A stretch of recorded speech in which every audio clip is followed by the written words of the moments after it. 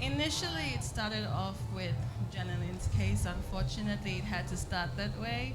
It was an eye opener for a lot of us because I'm 19 as well. So when I seen that, I immediately thought, I don't want to be the next victim. I thought of my mom when I was small, and I would watch her get beaten up by her partner with a crowbar, with a lot of things. I've seen her go through a lot.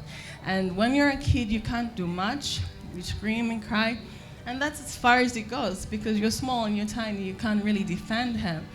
And so all along, I've always wanted to do something, put an end to this. That's wrong. You don't want, I don't want my child to see me go through that. That's not what I want. It's a very emotional topic, sorry. Take your time. Yeah, so as a youth, I wanted to stand up, say no. I want youth to be aware that this is the type of society we are living in 2020.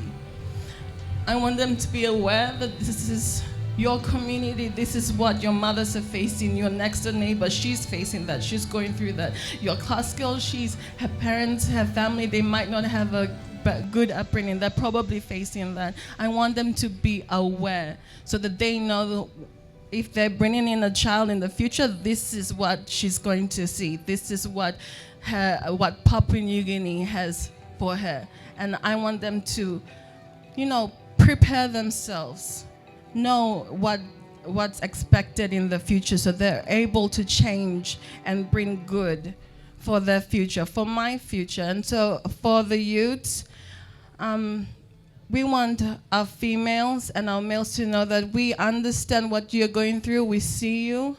We want the best for ourselves as well.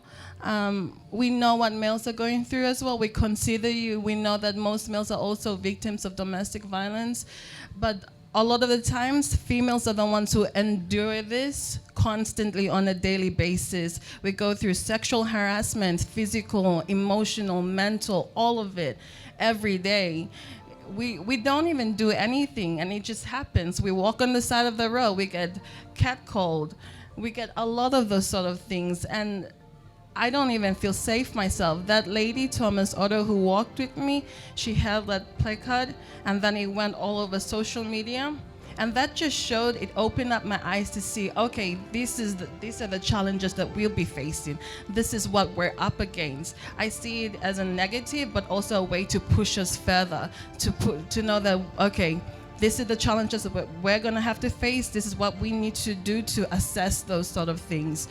And so after the protest, we've had a lot of people get in contact with us who want to work with the youths. We've got a lot of recognition, which is so good. Our aim is to make a pathway for youths, for the next generation after us to have a voice. We want to make youths have a voice. We're recognizing now that we have a chance to speak up. For the silence, for those who can't speak up, we know now that we can bring change for them. So we're working hard and to learn and understand as much as we can, because this is a very new topic to a lot of youths who don't really know the severity of this case. So we're taking a lot of cases in, and we're just trying to understand a lot of it. The Janeline's case was just the surface. We had a meeting with Ms. Ruth Kissam, and a domestic violence victim, and she spoke about her experiences, which really opened up my mind especially.